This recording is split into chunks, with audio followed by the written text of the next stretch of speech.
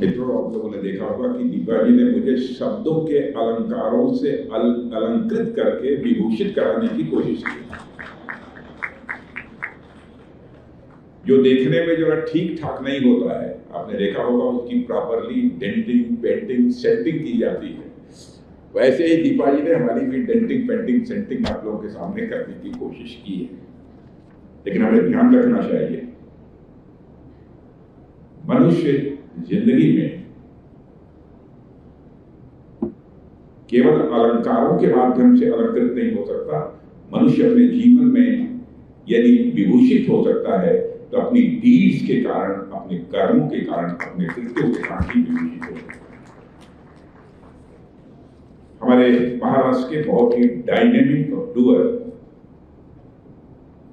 और इसे मैं कह सकता हूं इस यंग एज में, आज से नहीं, मैं पिछले 15-20 वर्षों से जानता हूं, बहुत ही imaginative chief minister Shri Devendra ji Fadnavis, minister of higher and technical education Shri Chandrakant ji Patil, जिन्हें दादा कहकर हम लोग पुकारते हैं, minister of skill development Shri Mangal Prabhat ji Lodha, Shrimati Madhuri Vishal, MS for urban development Maharashtra, doctor respected doctor SP Majumdar ji, chancellor SSP, doctor very dynamic vice chancellor doctor Swati Majumdar, pro chancellor SSP, Shrimati Sanjeevani Majumdar, director Baba Saheb Ambedkar memorial and museum, doctor Vidya Yarawadekar, I'm there. Yeah, he's sitting behind. Pro Chancellor Symbiosis International University, Lieutenant General धीरज सेठ, GOC in C Southern Command, और SFPO के सारे हमारे सम्मानित teachers, देवियों व सज्जनों, और मेरे यहाँ बैठे हुए सारे डिग्री प्राप्त करने वाले मेरे प्रिय बच्चे, आज symbiosis skills and professional university के इस दीक्षांत समारोह में आप सबके बीच उपस्थित होना, इसे मैं अपना सौभाग्य का विषय मानता हूँ। सबसे पहले मैं आपकी एकेडमिक जर्नी को कंप्लीट करने वाले हर स्टूडेंट को तहे दिल बधाई देता हूँ, और आयु में बड़ा होने के कारण सभी बच्चों को मैं अपनी तरफ से आशीर्वाद देता हूँ। और मैं देख रहा हूँ या हर बच्चे की आंखों में एक अलग प्रकार का उत्साह हमको देखने को मिल रहा है। मैं समझ सकता हूं कि आपके अंदर का जो ये उत्साह है वह सिर्फ आपकी डिग्री पूरी होने का ही ये उत्साह नहीं है, बल्कि आपके सपनों के साकार होने का को भी ये सिंबलाइज करता है। मैं symbiosis schools and professional university से जुड़े हुए सभी स्टेक होल्डर्स को, यूनिवर्सिटी एडमिनिस्ट्रेशन को तथा सभी प्रोफेसर्स को भी अपनी हार्दिक बधाई देता हूं। महज 8 वर्षों में ही आपका यह इंस्टीट्यूट स्किल डेवलपमेंट के क्षेत्र में क्वालिटी और एक्सीलेंस का एक उदाहरण बनकर खड़ा हुआ है। इसके लिए मैं आप सबको बधाई देता हूं। साथियों, स्किल डेवलपमेंट की कैटेगरी में नेशनल इंस्टीट्यूशनल रैंकिंग फ्रेमवर्क की रैंकिंग में भी आप नंबर 1 पर रहे हैं। इतने कम समय में रैंकिंग में नंबर 1 का स्थान प्राप्त करना यह कोई छोटी बात नहीं है। इसके अलावा न सिर्फ भारत में बल्कि दुनिया के अलग अलग हिस्सों में भी आपने अपना नाम कमाया है, आपने अपनी शोहरत कमाई है। इसके लिए आप सबने जो मेहनत की है उसकी मैं हृदय से सराहना करता हूं, और भविष्य के लिए भी आप सबको मैं अपनी हार्दिक शुभकामनाएं देता हूं।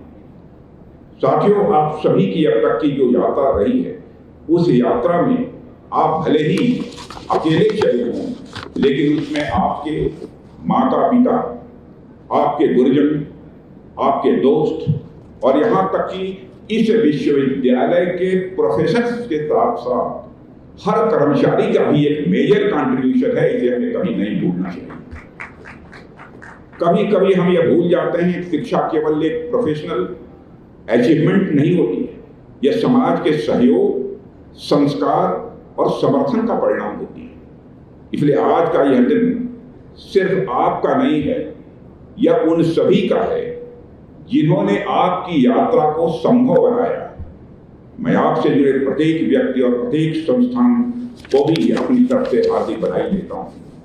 आज आप सभी के कारण मुझे एक बार फिर पुणे आने का अवसर प्राप्त हुआ है और पुणे की यह धरती अपने आप में इतिहास की एक जीवंत पाठशाला है और मैं मानता हूं इस हिंदुस्तान में सचमुच कल्चरल कैपिटल यदि किसी को कहा जा सकता है तो महाराष्ट्र को ही कहा जाता है। छत्रपति महाराज शिवाजी के हिंदवी स्वराज से लेकर बाल गंगाधर तिलक के पूर्ण स्वराज तक का सफर इस जमीन ने देखा है। पुणे केवल मराठा शक्ति का ही केंद्र नहीं रहा है, बल्कि यह भारत की कल्चरल कॉन्शसनेस यानी सांस्कृतिक चेतना, एजुकेशन और साथ ही साथ नेशनलिज्म यानी राष्ट्रवाद का भी एक प्रमुख केंद्र लंबे समय से रहा है।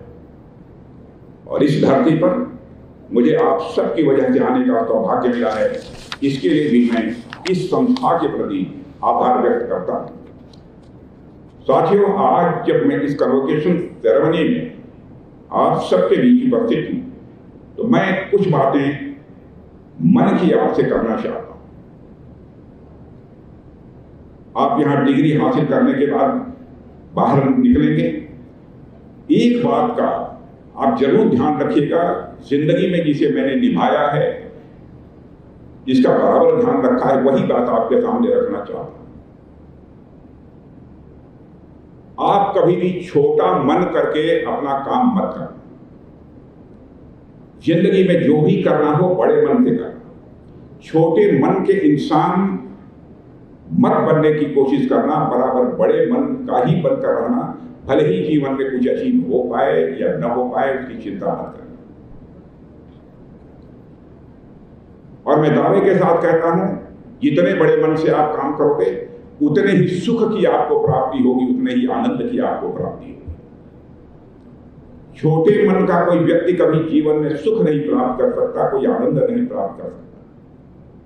हमारे अटल बिहारी वाजपेयी जी कहा करते थे, छोटे मन से कोई बड़ा नहीं होता और टूटे मन से कोई खड़ा नहीं होता। मैं इसको मैथमेटिकल इक्वेशन में भी आप सबको समझाना हो तो मैं इस रूप में समझाना चाहूंगा। Let us consider that your मन इज ए सर्किल। मन कभी सर्किल हो नहीं सकता, लेकिन समझाने के लिए मैं आपको समझा रहा हूं। Let us consider that your मन इज सर्किल। सर्किल का सर्कमफरेंस यानी मन जितना बढ़ाते चले जाओगे, उसी रेशियो में मैग्नीट्यूड ऑफ सुख, मैग्नीट्यूड ऑफ आनंद बढ़ता चला जाएगा। और मन जब इतना अधिक बड़ा हो जाएगा कि इसकी कोई सीमा नहीं होगी, तो परमानंद की भी प्राप्ति होगी, यानी परमात्मा की भी प्राप्ति हो सकती है। मैथमेटिकल इक्वेशन में यदि कहना हो तो हम कह सकते हैं कि सर्कमफरेंस ऑफ मन is directly proportional to the magnitude of सुख। Circumference of man is directly proportional to the magnitude of Anand. Circumference of man is directly proportional to the not magnitude. क्योंकि परमानंद का कोई मैग्नीट्यूड नहीं होता है, इसलिए circumference of मन is directly proportional to the paramanand. परमानंद मनुष्य जीवन में प्राप्त कर सकता है, इसलिए बराबर बड़े मन से जिंदगी में काम करता है। और साथियों, गुरुकुल परंपरा में जब विद्यार्थी अपनी शिक्षा पूरी करता था, जब उनके टीचर्स उन्हें विदा करते थे, तो उसे जीवन के कर्तव्यों पर के लिए बराबर तैयार करते। आज आप सभी अपने क्षेत्रों में आगे बढ़ेंगे। कोई इंटरप्रेन्योर बनेगा, कोई इंजीनियर, कोई मैनेजर, कोई इनोवेटर। लेकिन चाहे आप किसी भी दिशा में जाएं, आपसे मैं यही आग्रह करना चाहूंगा, आप याद रखिएगा कि आपकी सफलता का वास्तविक अर्थ तभी है जब वह समाज के काम है। साथियों, कभी कभी जीवन में हम अपनी अचीवमेंट्स में इतने व्यस्त हो जाते हैं या भूल जाते हैं कि वास्तविक शिक्षा वो होती है जो दूसरों के जीवन में रोशनी लाने का काम करे, वही वास्तविक शिक्षा है। और मुझे पूरा विश्वास है कि symbiosis skills and professional university ने आप सबको न सिर्फ केवल स्किल सिखाए हैं, बल्कि वो वैल्यूज भी दी हैं जो जीवन को एक बहुत ही मीनिंगफुल बनाती हैं, जीवन को अर्थपूर्ण बनाती हैं। आज आप सब अपने माता पिता, अपने शिक्षकों और अपने विश्वविद्यालय, इन तीनों के प्रति आपको आभार व्यक्त करना चाहिए। आप आभार व्यक्त कीजिए, क्योंकि इनकी ही बदौलत आप यहां तक पहुंचे हैं। इसे मत भूलना मेरे छात्रों, यह मैं आप सबसे अपील करना चाहता हूं। साथियों, आप सभी नौजवान हैं, दुनिया में जो भी बदलाव हो रहे हैं वह सब आपसे ही होकर गुजर रहे हैं। इसलिए आप सभी महसूस कर पा रहे होंगे कि आज की दुनिया बहुत तेजी से बदल रही है। हर दिन हर क्षण कुछ नया हो रहा है। कहीं कोई नई टेक्नोलॉजी आ रही है, कहीं कोई नई सोच आ रही है, कहीं कोई पुरानी व्यवस्था बदल रही है। ऐसे में अगर इस अनसर्टेन वर्ल्ड में एक चीज हमारा साथ दे सकती है तो वह है हमारी स्किल। क्योंकि आज सिर्फ नॉलेज होना ही पर्याप्त नहीं है, बल्कि उसे उपयोग में लाने की कला भी आनी चाहिए। यह जानना व्हाट डू यू नो से आगे बढ़ चुका है। अब वह व्हाट कैन यू डू का समय आ गया है। बुक्स में लिखा ज्ञान, बुकिश नॉलेज, मैं मानता हूं वह किसी काम में नहीं आता। इसलिए आज की शिक्षा का असली उद्देश्य यही होना चाहिए कि जो सीखा है उसे लाइफ में अप्लाई कैसे करें। आज भारत के लिए मेरे साथियों यह और भी महत्वपूर्ण हो जाता है, क्योंकि हम दुनिया के सबसे युवा देश हैं। आप सोचिए, इतनी बड़ी यूथ पॉपुलेशन अगर सही दिशा में बढ़े और अगर आपके पास सही स्किल हो तो भारत को आगे बढ़ने से दुनिया की कोई ताकत हमें रोक नहीं सकती। हमारी डेमोग्राफिक डिविडेंड तभी ताकत बनेगी जब हर युवा स्किल्ड और प्रोडक्टिव बने। और साथियों, अगर हमारे पास स्किल नहीं है तो इस दौड़ती हुई दुनिया में टिके रहना यह बहुत ही मुश्किल है। और अगर स्किल है तो दुनिया की कोई ताकत हमें आगे बढ़ने से रोक नहीं सकती है। यह भी विश्वास आपके मन के अंदर होना चाहिए। साथियों, 2014 के बाद से जब से देश ने न्यू इंडिया या नए भारत की दिशा में कदम आगे बढ़ाया है, तब हमारे प्रधानमंत्री जी ने बार बार स्किल इंडिया, स्टार्टअप इंडिया और मेक इन इंडिया की बात की है। क्योंकि उन्होंने समझा कि अगर भारत को आत्मनिर्भर बनाना, भारत को सेल्फ रिलायंट बनाना है तो सबसे पहले नौजवानों को स्किल्ड बनाना होगा। और हमने सरकार में आने के साथ ही स्किल डेवलपमेंट को बढ़ावा देने के लिए एक डेडिकेटेड मिनिस्ट्री की भी स्थापना की। पिछले 11 वर्षों में ministry of skill development and entrepreneurship ने स्किल डेवलपमेंट से जुड़े हुए चैलेंजेस को अपॉर्चुनिटीज में बदलने का काम किया है। Prime minister skill development scheme के तहत 1.63 करोड़ कैंडिडेट्स को स्किल इन्हांसमेंट ट्रेनिंग दी जा चुकी है।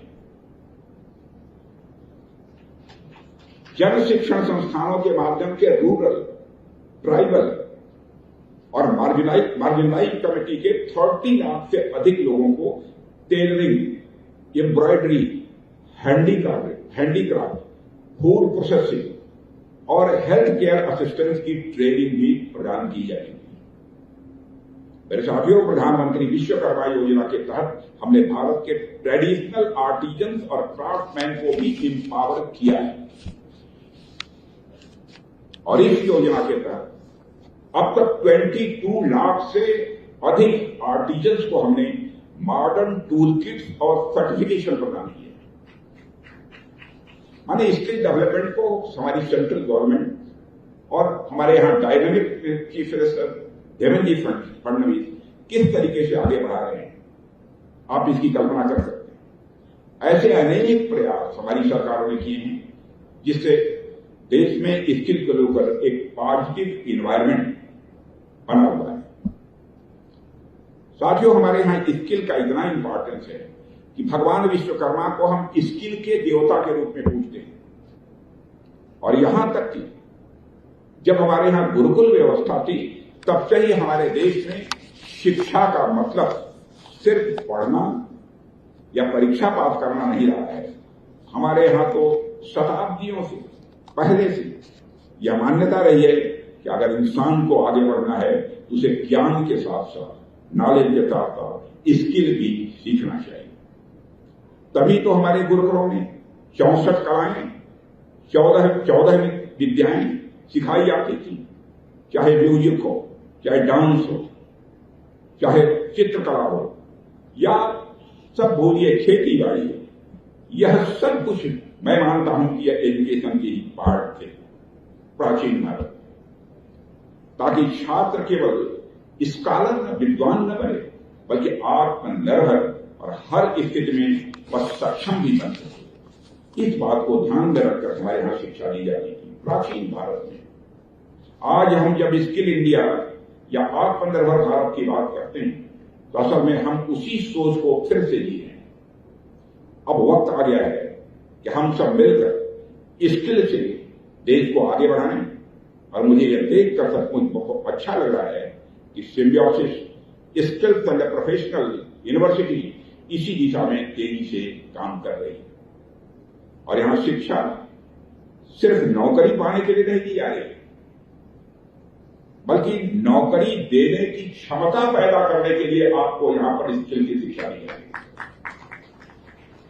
और मुझे देखकर संतोष भी होता है, गर्व की अनुभूति होती है कि आप सब उस एक नई सोच को रिप्रेजेंट करते हैं। आप नई सोच के प्रतिनिधि हैं जो यह मानती है कि skill is not just a tool to earn, it is a power to build the nation.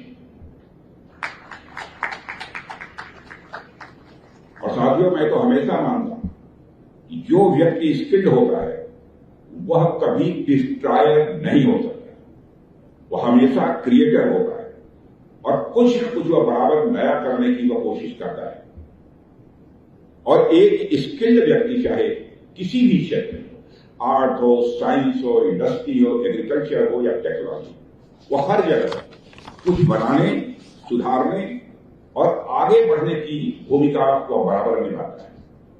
आप ही सोचिए, जब भी समाज में कोई बड़ा बदलाव आया है तो उसके पीछे किसी न किसी स्किल्ड माइंड का ही एक मेजर कॉन्ट्रीब्यूशन था। और साथियों, क्रिएशन ही मनुष्य की यह असली पहचान है। जो निर्माण करता है वही समाज को दिशा देता है। आप अपने आसपास में बहुत कुछ देखते हैं, चाहे वह रोड्स होंगी, ब्रिजेज होंगे, इंडस्ट्रीज होंगी, ये सब की सब किसी न किसी क्रिएशन का ही है परिणाम। और यह क्रिएशन तभी संभव होता है जब हमारे पास स्किल होती है। और मानवता की अब तक की यात्रा भी स्किल की यात्रा रही है, इस सच्चाई को भी हमको समझना चाहिए। और साथियों, आप होमो सैपियंस की कहानी देखिए। सबसे पहले इंसान ने पत्थरों से औजार बनाया, तो मुझे लगता है वह मानव का पहला स्किल डेवलपमेंट प्रोग्राम रहा होगा। जबकि पत्थरों से औजार बनाया होगा, किसी ने व्हील बनाया, किसी ने आग को जलाना सिखाया, किसी ने खेती की कला सीखी। यही सब तो क्रिएशन के शुरुआती रूप थे। कृषि भी तो आप में एक स्किल है। साथियों, किसी ने खेती बाड़ी की स्किल सीखी, उसने सभ्यता को स्थायित्व दिया। किसी ने घर बनाना सीखा, किसी ने व्यापार की समझ विकसित की, किसी ने संगीत और चित्रकला का भी कौशल पाया। और यही सब तो वह स्किल थी जिन्होंने समाज को एक शेप दिया, समाज को एक आकार दिया। और बाद में बाजार बने, उद्योग शुरू हुए, शहर बसे, और यह सब उन्हीं स्किल्ड हैंड्स और क्रिएटिव माइंड का ही एक कंट्रीब्यूशन है। साथियों, इतिहास इस बात का गवाह है कि हर युग की पहचान उसके स्किल्ड क्रिएटर से ही हुई है। इतिहास इस बात का गवाह है कि हर युग की पहचान उसके स्किल्ड क्रिएटर से ही। आपको सिर्फ एंशिएंट एरा में ही नहीं, बल्कि मॉडर्न एरा में भी इसके उदाहरण देखने को मिले। इंडस्ट्रियल रिवॉल्यूशन कब आया? जब मानव ने मशीन चलाने की स्किल सीखी। आईटी रिवॉल्यूशन कब आया? जब मानव ने कंप्यूटर चलाना सीखा। और आज आर्टिफिशियल इंटेलिजेंस भी तब आया है जब इंसान, आप जैसे जवान कई टेक्नोलॉजी को सीख रहे हैं। यानी हर युग में मनुष्य तभी आगे बढ़ा है जब उसने अपने स्किल्स को निखारा है, अपडेट किया है और नए समय के अनुसार अपने को खुद बदलने की कोशिश की, तभी वह आगे बढ़ा। इसलिए जब मैं आपसे कहता हूं कि आज के इस बदलाव के युग में आपकी भूमिका मेरे साथियों बहुत ही महत्वपूर्ण है। यह कोई फॉर्मल बात आपसे नहीं कर रहा, यह वास्तविकता है। आप ही वह पीढ़ी हैं जो नेक्स्ट जनरेशन टेक्नोलॉजिकल रिवॉल्यूशन को आगे बढ़ाएंगे, मैं यह दावे के साथ कह सकता हूं। लेकिन साथियों, जब हम स्किल की बात कर रहे हैं तो उसके साथ साथ मैं यह भी मानता हूं हमारे पास स्किल के साथ साथ सेंसिटिविटी, संवेदनशीलता भी उतनी ही आवश्यक है। कोई भी स्किल तभी सार्थक है, तभी उपयोगी है जबकि वह सोसाइटी के काम है, समाज के काम है। अगर आपकी स्किल सिर्फ अपने तक सीमित है तो मैं मानता हूं कि वह स्किल अपने में अधूरी है। आज सिम्बियोसिस जैसे संस्थान से शिक्षा लेकर यहां से आप जा रहे हैं, जहां लर्निंग बाय डूइंग की एक परंपरा है। यह जानकर भी मुझे बहुत खुशी हुई है। इसके लिए मैं इस इंस्टीट्यूट को अपनी तरफ से पुनः बधाई देता हूं। यहां सीखा गया हर विषय, यहां सीखा गया हर प्रयोग, हर अनुभव आपके जीवन का यह हिस्सा है। यहां का माहौल, यहां यह शिक्षा, यह एक्सपोजर आपको न सिर्फ जॉब दिलाएगा, नौकरी दिलाएगा, बल्कि आपके जीवन भर सीखने की जो हैबिट बनी है उसको भी यह कंटिन्यू रखेगा, जारी रखेगा। साथियों, यहां से निकलकर अब बाहरी दुनिया के लिए आप सब अपना सफर शुरू करने जा रहे हैं। अब आप एक ऐसे दौर में प्रवेश कर रहे हैं जहां चैलेंजेस भी बहुत बड़े हैं और साथ ही साथ पॉसिबिलिटी, संभावनाएं भी बहुत बड़ी हैं। लेकिन मुझे पूरा भरोसा है कि आप उन चुनौतियों से कभी डरेंगे नहीं, बल्कि उन्हें सीखने की एक अवसर समझेंगे।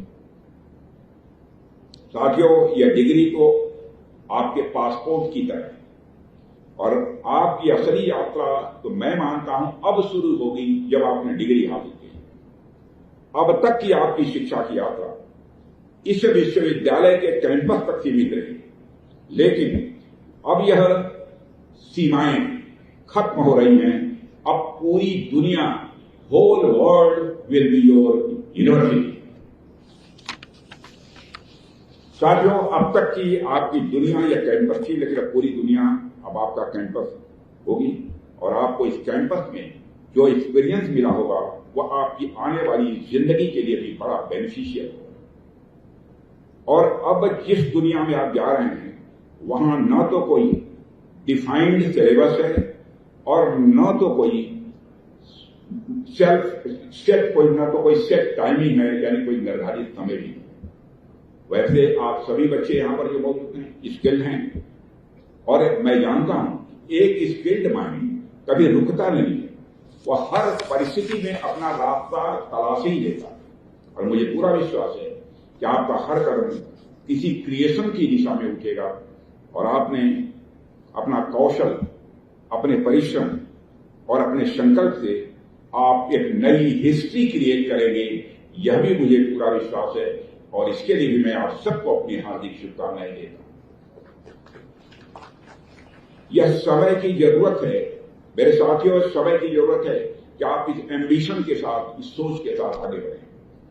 साथियों, जब मैं एम्बिशन की बात कर रहा हूं तो मुझे एक बात याद आ रही है। रटगर ब्रैगमैन, इनका नाम सुना होगा, उनकी एक पुस्तक है मॉरल एम्बिशन। उसमें उन्होंने बहुत सुंदर सी बात कही है। उन्होंने कहा है कि असली महत्वाकांक्षा वह नहीं होती जो हमें दूसरों से आगे निकलने की होड़ में लगाए, बल्कि असली महत्वाकांक्षा वह होती है जो हमें किसी के जीवन में अच्छा बदलाव लाने के लिए इंस्पायर करे, किसी के जिंदगी में बदलाव लाने के लिए प्रेरित करे। और सच कहूं तो आज की दुनिया को ऐसे ही लोगों की जरूरत है, ऐसे नौजवानों की जरूरत है जो सिर्फ ये न कहें कि बदलाव आना चाहिए, बल्कि यह ठान लें कि हम बदलाव लाकर ही रहेंगे। ऐसे नौजवानों को इस देश की जरूरत है। मेरे साथियों, आपका ज्ञान, आपकी समझ और आपका हुनर, मैं मानता हूं यही हमारे देश की सबसे बड़ी ताकत है। आने वाले समय में आप ही वे लोग हैं जो भारत की क्या दिशा होगी, भारत किस दिशा में आगे बढ़ेगा, उसे तय करेंगे। इसलिए मैं इतना कहना चाहता हूं, आगे बढ़िए, लेकिन सिर्फ सफलता प्राप्त करने के लिए आगे मत बढ़िए, बल्कि एक अच्छा इंसान बनने के लिए भी आप आगे बढ़िए। यह मैं आप सबसे आग्रह करना चाहता हूं। कोशिश कीजिए कि आप जहां भी जाएं वहां कुछ अच्छा छोड़कर आएं, किसी के चेहरे पर मुस्कान लाएं, किसी की मदद करें या फिर किसी को एक नई उम्मीद दें। यही हम सबके जीवन की, मैं मानता हूं कि सबसे बड़ी उपलब्धि है, हम सबके जीवन की सबसे बड़ी ताकत है। और यही वो मॉरल एम्बिशन है जिसकी बात ब्रैगमैन करते हैं कि बात दुनिया में सबसे अच्छे बनने की नहीं है, बल्कि दुनिया के लिए सबसे अच्छा बनने की है। और जब यह सोच हर युवा के भीतर होगी तो देश अपने आप और मजबूत होगा, संवेदनशील होगा और मेरे साथियों वो बेहतर बनता चला जाएगा। और आप सबको जानते ही हैं कि आज हम सब सोशल मीडिया में घिरे हैं। मैं सोशल मीडिया की तरफ भी आपका ध्यान आकर्षित करना चाहूंगा। आप सब सोशल मीडिया से घिरे हुए, आप में से शायद ही कोई ऐसा होगा जो सोशल मीडिया के इस सोशल डिलेमा को न जानता। आप सोशल मीडिया पर देखिए, हर तरफ दिखावे की जिंदगी का जाल फैला हुआ, हर तरफ दिखावे की जिंदगी का जाल फैला हुआ। और कई बार तो ऐसा होता है कि हम दिन भर दूसरों की जिंदगी देखते रहते हैं और अनजाने में उसी के हिसाब से अपनी जिंदगी को भी मापने लगते हैं, अपनी जिंदगी को भी तुलना करने लगते हैं। साथियों, हमें लगता है सक्सेस वही है जो सामने वाले ने हासिल की, लेकिन असल में ये हर किसी सक्सेस की अपनी अलग परिभाषा होती है। किसी का सपना बड़ा बिजनेसमैन बनना हो सकता है, तो किसी का सपना अपने गांव के बच्चों को पढ़ाना भी हो सकता है। ये होता क्या है, हम दूसरे के सपनों को ही अपना सपना बना लेते हैं और फिर उसी दौड़ में लग जाते हैं जो दौड़ हमारी कभी थी। इसलिए मैं साथियों कहना चाहता हूं, दिखावे की जिंदगी जीना यह कोई आसान नहीं है। ऐसा करना अंदर से थका देता है, अंदर से आपको तोड़ देता है। और जब हम अपने असली सपनों को नहीं समझते हैं और उन्हें पूरा करने की कोशिश नहीं करते हैं, तो हम जिंदगी जैसे कीमती तोहफे को बेकार कर देते हैं। और आप सोचिए, अगर गांधी जी या वीर सावरकर सिर्फ बड़े वकील बनने में लग जाते तो क्या आज हम सब यहां पर उन्हें याद करते? अगर नेताजी सुभाष चंद्र बोस ने अंग्रेजों की नौकरी ठुकराने की हिम्मत या न की होती तो क्या वे आज भी हमारे लिए एक सोर्स ऑफ इंस्पिरेशन बन सकते थे? नहीं। जिन्हें हम सफल मानते हैं मेरे साथियों, उन्होंने अपनी सफलता अपने स्वभाव, अपनी सोच और अपने असली मकसद के हिसाब से हासिल की। इसलिए हमारी सबसे बड़ी ताकत यही है कि हम खुद को पहचानें, अपनी ओरिजिन, अपने मूल को समझें और उसी दिशा में काम करें। यह मैं आपसे आग्रह करना चाहूंगा। हां, यह रास्ता हमेशा आसान नहीं होता है, इस सच्चाई को भी मैं जानता हूं। जिंदगी में कई बार ऐसे हालात भी पैदा होते हैं जिसके कारण विश्वास डगमगा जाता है, विश्वास हिल जाता है, हिम्मत कमजोर पड़ती है। लेकिन याद रखिए, हम अपने हालातों से नहीं बल्कि अपने डिसीजन से तय करते हैं कि हम क्या करेंगे और भविष्य में हमको क्या बनना है। साथियों, जब भी मुश्किल वक्त आए, मेरा आपसे सुझाव है कि दो चीजें हमेशा याद रखिएगा। पहला, कन्विक्शन यानी दृढ़ विश्वास, और दूसरा पेशेंस यानी धैर्य। मैं मानता हूं कि अगर आपके अंदर विश्वास है और आप धैर्य रखते हैं तो कोई भी ऊंचाई हासिल करने से दुनिया की कोई ताकत आपको रोक नहीं सकती। और अक्सर हम जल्दबाजी में अपना भरोसा खो देते हैं या पुराने अनुभवों के डर में जीने लगते हैं। सोचते हैं यह संभव नहीं है, इट इज नॉट पॉसिबल। यह वाली सोच धीरे धीरे हमारी जिंदगी की यह हकीकत बन जाती है। इसलिए जरूरी है कि आप अपनी पिछली असफलताओं को नहीं सबक बनाएं, उन्हें सीढ़ी बनाएं, ठोकर नहीं। याद रखिए मेरे साथियों, कोई भी चुनौती, चाहे वह आर्थिक परेशानी हो, पारिवारिक दिक्कत हो या व्यक्तिगत असफलता, वह आपको परिभाषित नहीं कर सकती। और असली बात यह है कि आप उन हालातों में कैसा व्यवहार करते हैं, कितना धैर्य और आत्मसंयम रखते हैं। और जब भी आप किसी समस्या में उलझें, बस दो रास्ते याद रखिएगा, या तो रास्ता खोजिए या नया रास्ता बनाइए। मैं कहना चाहता हूं यही जिंदगी का असली मन है। मेरे साथियों, मैं आपको हाल का एक उदाहरण देना चाहता हूं। भारत की डिफेंस सेक्टर में आत्मनिर्भर बनने की दिशा में काम करना हम सबने शुरू किया है। पहले हम सभी के लिए बहुत मुश्किल लगा, हम पूरे डिफेंस सेक्टर को ही चेंज करने की तरफ बढ़ रहे, क्योंकि आजादी के बाद से ही लगा था हम हथियारों के लिए दूसरे देशों पर डिपेंडेंट रहे।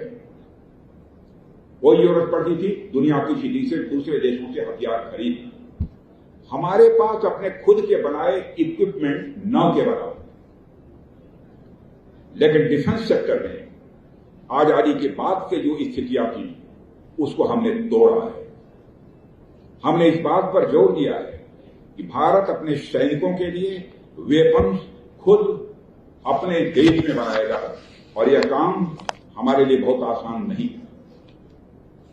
एक राष्ट्र के रूप में हम एक कंफर्ट जोन में जा चुके थे। हम हथियार खरीदने के आदी हो चुके थे। भारत में हथियार बनाने के लिए हमारे पास न तो पॉलिटिकल विल पावर थी, न हमारे पास ऐसे लॉज थे जो डिफेंस मैन्युफैक्चरिंग को प्रमोट करें, और न ही हमारे नौजवानों के अंदर वह जुनून था जो भारत की इस आत्मनिर्भर यात्रा में वह अपना सहयोग दे। साथियों, कहने का मतलब यह है चीजें हमारे लिए अनुकूल नहीं थी बल्कि प्रतिकूल थी, लेकिन हम सब ने हार नहीं मानी। हमने डिफेंस मैन्युफैक्चरिंग को बढ़ाने के लिए जो भी प्रयास हो सकता है वो हर संभव प्रयास किया, और हमारे प्रयासों का पॉजिटिव रिजल्ट मिलना प्रारंभ हो गया। ऑपरेशन सिंदूर के दौरान आपने देखा होगा हमारे सेना के जवानों का करिश्मा मेरे दोस्तों। ऑपरेशन सिंदूर अपने आप में हमारी सेल्फ रिलायंस आत्मनिर्भरता का एक जीता जागता उदाहरण है। और मैं आपको कहना चाहता हूं कि ऑपरेशन सिंदूर के दौरान हमारे सेना के जवानों ने जो करिश्माई काम किया है उसमें ज्यादातर जो हथियार के जो वेपन थे वो भारत की धरती पर बने थे, और उसमें कुछ भारतवासियों के नाम थे। बड़ी बात यह है कि ऑपरेशन सिंदूर भारत में बनी, हमारी सेनाओं ने भारत में बने इक्विपमेंट का इस्तेमाल बड़ी मात्रा में किया,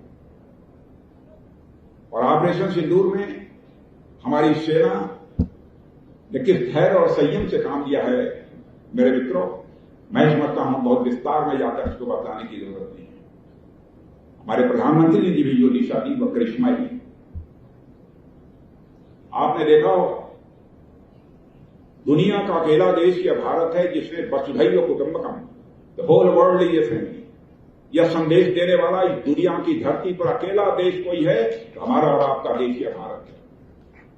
हम यहां धर्म और जाति के आधार पर कोई भेदभाव नहीं करते, और भारत ही दुनिया का अकेला ऐसा देश है जिसने भारत की सीमा में रहने वाले लोगों को ही अपने परिवार का सदस्य नहीं माना है, बल्कि पूरे विश्व की धरा पर रहने वाले लोगों को अपने परिवार का सदस्य मानते हुए वसुधैव कुटुंबकम यानी the whole world is a family, यह संदेश यदि कहीं से गया है तो हमारे और आपके देश भारत की धरती से सारी दुनिया को गया।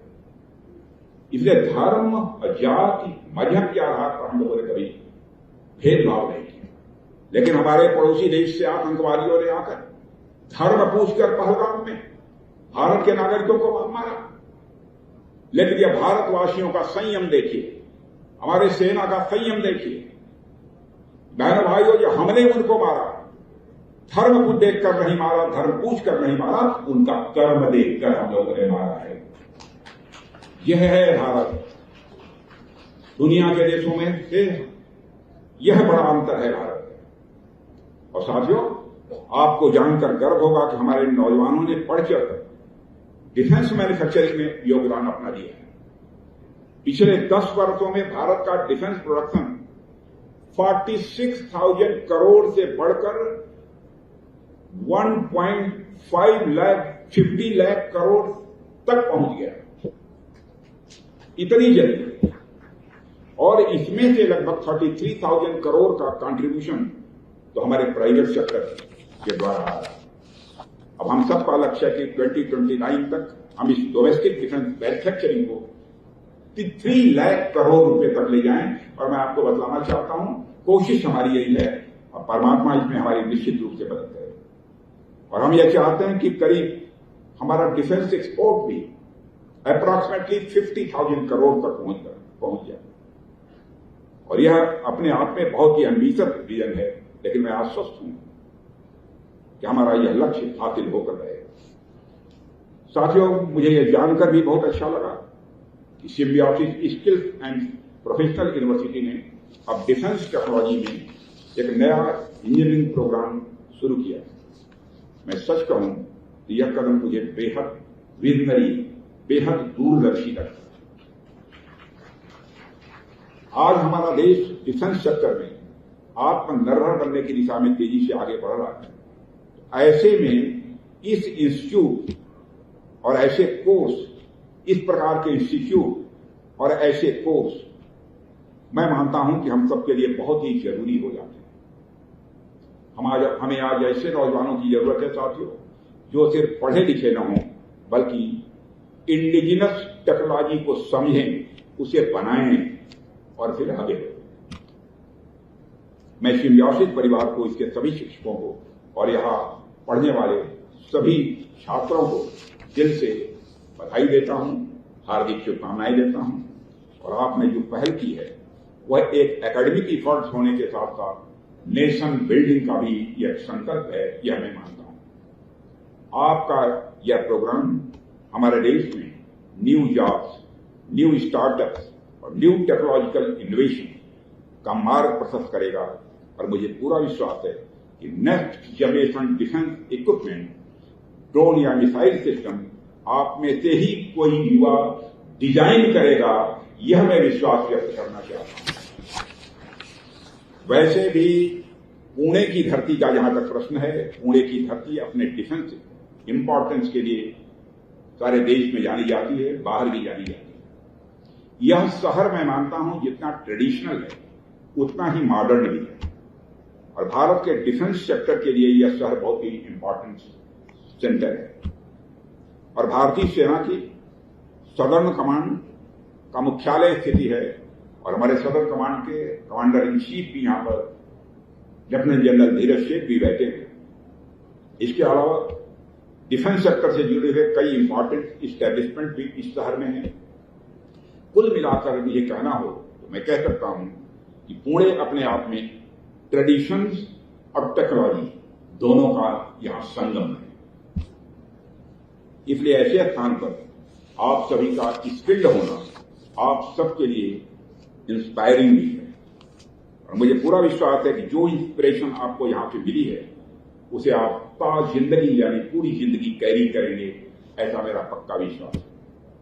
और साथियों, आज हम 21st सेंचुरी में एक ऐसे दौर में जिसमें हम 4th इंडस्ट्रियल रिवॉल्यूशन देख रहे हैं, 4th इंडस्ट्रियल रिवॉल्यूशन देख रहे हैं। आज हर दिन कोई न कोई नई टेक्नोलॉजी सामने आ रही है।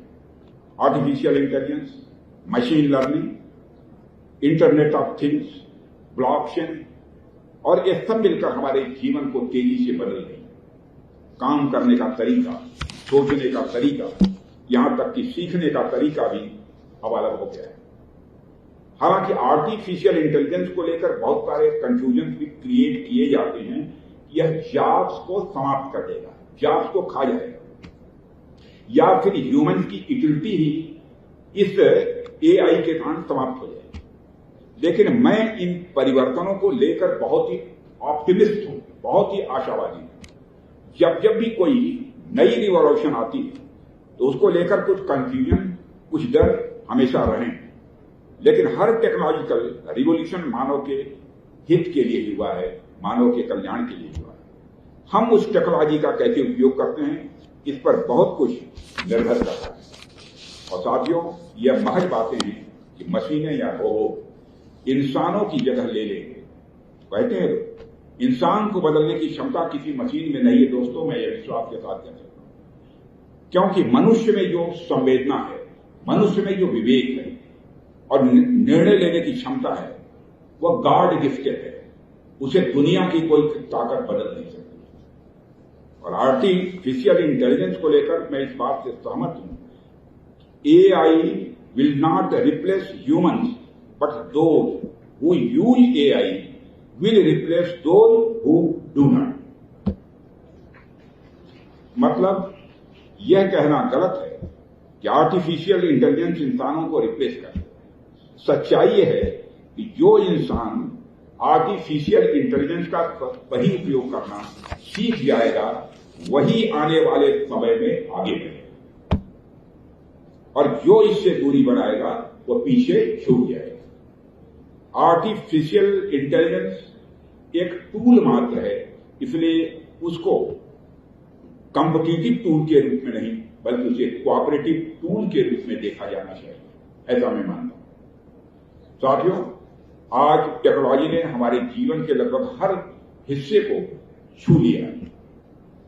अब आर्टिफिशियल इंटेलिजेंस और नई नई टेक्नोलॉजी को अपनाना यह बहुत अच्छी बात है। इससे काम आसान होता है, प्रोडक्टिविटी बढ़ती है और नई संभावनाएं भी इसके कारण स्वाभाविक रूप से खुलती हैं। लेकिन जैसा कि किसी ने कहा है, embrace technology but don't become it. Embrace technology but don't become it, यानी टेक्नोलॉजी को अपनाइए लेकिन खुद को टेक्नोलॉजी मत बना दीजिए। और यह याद रखना बहुत जरूरी है कि टेक्नोलॉजी एक साधन है, यह साध्य नहीं है, यह मीन्स है, यह एम नहीं है, यह हमारी मदद के लिए है। और हम सबके लिए नहीं, हम उसके लिए नहीं बने। टेक्नोलॉजी हमारे लिए है, हम उसके लिए नहीं। इसलिए हम सब नई टेक्नोलॉजी को अपनाते हुए अपने संस्कार, अपनी मानवता और अपनी संवेदना को बनाए रखते हुए आगे बढ़ें, यही हमारी शुभकामना है। जैसा कि आप सभी जानते हैं कि हमारा देश अब अमृत काल में प्रवेश कर चुका है। 2047 तक हमने भारत को एक विकसित राष्ट्र बनाने का लक्ष्य रखा है। इसलिए आज के समय में भारत अपने इतिहास के सबसे निर्णायक दौर से गुजर रहा है। और मैं यहां उपस्थित सभी नौजवानों से भी ये कहना चाहता हूं, जिस प्रकार भारत का अमृत काल चल रहा है, ठीक उसी प्रकार यहां से निकलने के बाद आप भी अपने जीवन के अमृत काल में प्रवेश कर रहे हैं। यह बात आपके ध्यान में रखनी चाहिए। और साथियों, आने वाले 20-25 साल सिर्फ आपके कैरियर या प्रोफेशनल ग्रोथ को ही तय नहीं करेंगे, बल्कि एक राष्ट्र के रूप में भारत की डेस्टिनी को भी शेप करेंगे, बनाएंगे, ऐसा मैं मानता हूं। जिस एनर्जी, विजन और वैल्यूज के साथ भारत की दिशा तय करेगी, यह सब सारी वैल्यूज के साथ आप यहां से निकलेंगे और वही आने वाले भारत की दिशा तय करेगी। इसलिए मैं आप सभी को अपनी ओर से हार्दिक शुभकामनाएं देता हूं कि अपने जीवन का यह अमृत काल भारत के अमृत काल की तरह ही ब्राइट, पर्पजफुल और इंस्पायरिंग। साथ ही इस अवसर पर मैं vice chancellor doctor Swati Majumdar, विश्वविद्यालय प्रशासन, शिक्षकों और सभी कर्मचारियों को बधाई देता हूं, जिन्होंने वर्षों से छात्रों के हॉलिस्टिक डेवलपमेंट के लिए लगातार परिश्रम किया है, लगातार काम किया है। मेरी शुभकामना है कि यह विश्वविद्यालय आने वाले वर्षों में इसी तरह से शिक्षा और संस्कार दोनों के क्षेत्र में एक बेंचमार्क इंस्टीट्यूशन बने, यह हमारी ईश्वर से प्रार्थना है। और अंत में मैं आप सभी को दीपावली के लिए अग्रिम शुभकामनाएं देते हुए अपनी बात को यहीं समाप्त करता हूं।